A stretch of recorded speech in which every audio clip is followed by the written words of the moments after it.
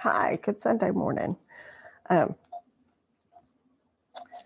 I had a boatload of dreams, and in the end, Daddy God showed me something in the spirit, and I came to what He was showing me. Um, and so I don't have to tell you any of the dreams. um, I want to tell you something. When you're in a relationship with Daddy God, He expects you to be a thinker. Um, there's a reason why His things are hidden. It's not because He's secretive or He's always trying to hide things or keep something in the back. No, it's because He knows who the enemy is. And He knows that the enemy he can have all knowledge. It's available to him. But he has no discernment. So He expects us to be thinkers.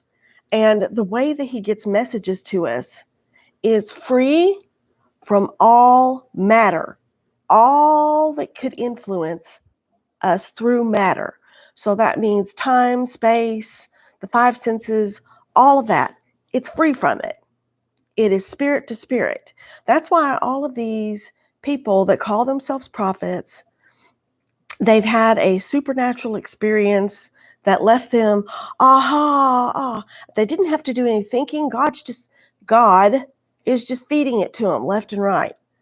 No, I'm telling you, no. He expects us to be responsible for our thinking and the way we grow.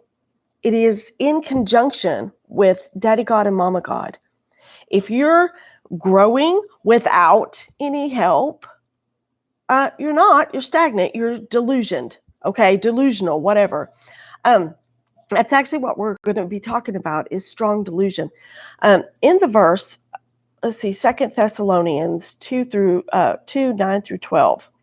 It says, speaks of a strong delusion God will send in the end times. The coming of the lawless one is by the activity of Satan with all power and false signs.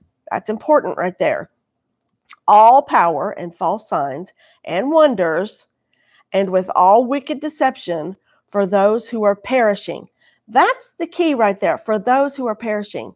It's the ones that I told you about yesterday. I gave you 9 gifts from love and 9 temptations. For those who are not trying to make it out of the temptations, they're perishing already.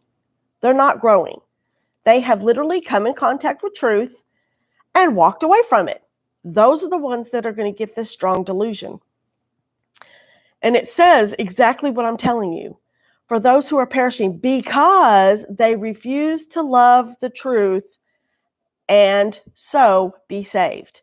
Therefore, God sends them a strong delusion so that they may believe what is false, in order that all may be condemned who do not believe the truth, but had pleasure in unrighteousness. So I'm sorry, but you couldn't stand in the presence of God anyway if you can't do the simple thing of recognizing the truth, repenting for not walking in truth, and accepting it into you.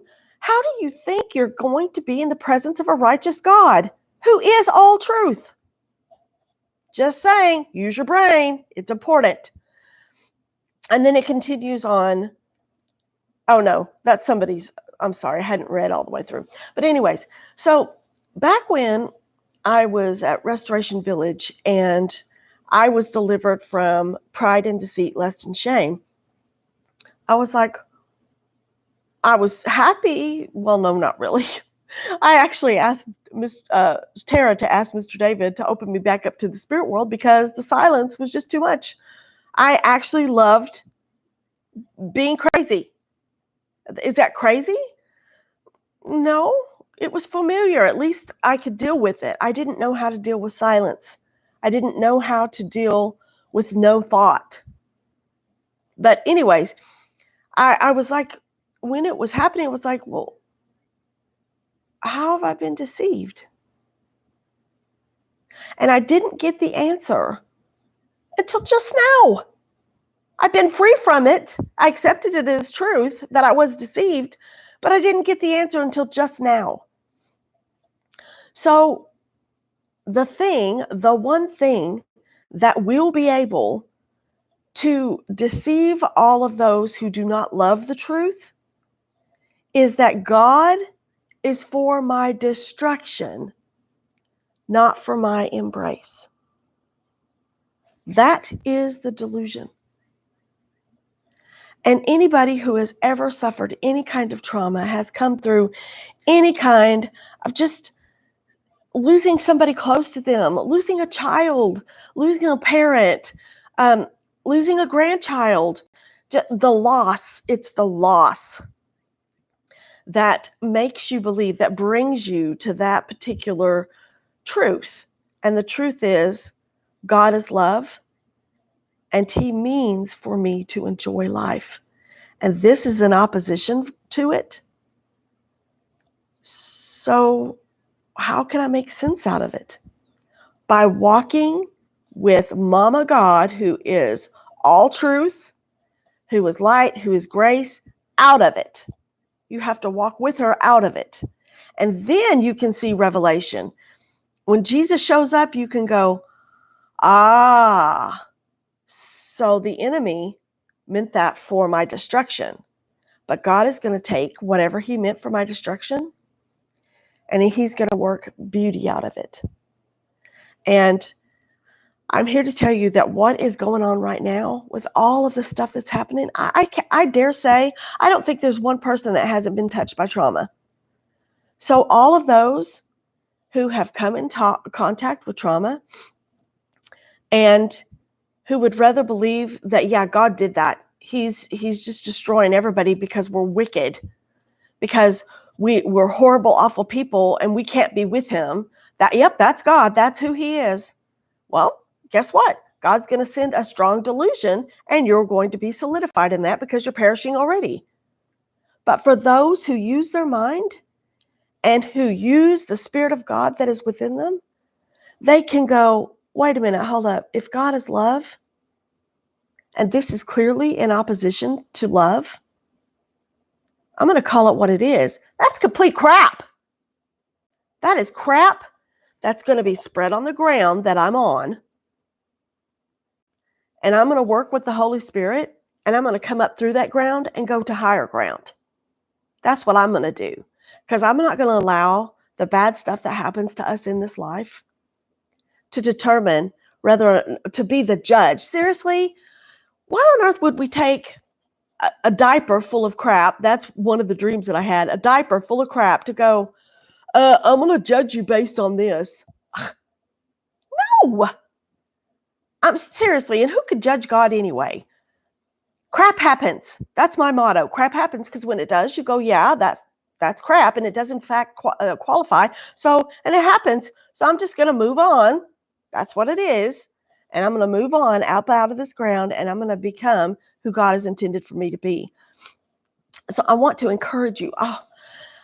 If I could just come and shake you free from any type of delusion that has attached itself to you because you were unable to accept truth when you came in contact with it, I would absolutely shake you out of it. But I can't. I'm not responsible for that. I'm responsible to God for truth when truth shows up to me. And this is the truth. The strong delusion is, plain and simple, that you believe that because of all the crap that's happening and how much it's touched your life, that God is for your destruction and not for your embrace. That's all it is.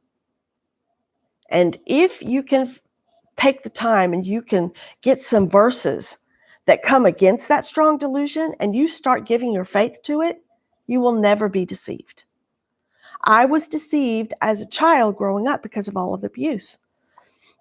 And even though I prayed, I didn't realize that God was already working to remove me from all of that, because it kept happening.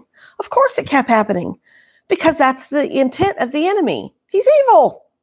So he intends to keep you down. And until God can get you to a place of freedom, it's going to keep happening, but your belief does not have to be touched by it.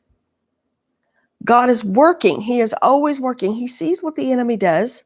He sees what he's doing, why he's doing what he's doing, because he wants to keep you from growing up in God. That is his goal for everybody. He doesn't want you to grow up because he knows that if you grow up in God, you're going to be using your mind, and your mind has discernment. It is a gift to all believers. You get to discern what spirit is at work, but you don't get it. You don't get discernment right off the bat. You don't need it. Well, if you would be, it would be like giving the tool of intimacy to a 5-year-old. Really? No. They just need to experience love without any responsibility, and they need that love to be safe. They don't need to be responsible for determining whether or not someone's going to hurt them or not. That's why abuse is so impactful, is because it's out of order. You have touched someone and in a way that is totally out of order, and then you have left them a cripple because they don't know how to determine who means them harm and who is for their growth. I dare say that a person who's been abused, if they have not met God and have not released all of themselves to him before they get married, which is really, really rare, they're going to marry somebody who abuses them because it's familiar. It's what they know. But God, if at any point, which is what I did, I gave my choice to Daddy God. So he chose someone for me who would be familiar enough where I wouldn't be afraid of them, but also who would be the ground that I could literally do all of my work and come up out of it and move on. I did. So all I want to do is encourage you to have a real conversation with Daddy God and ask him, is there any truth that I came in contact with that I am in denial about? Bring me back to it. Because you ain't going nowhere until you do. All right? I love you guys. Have a great Sunday.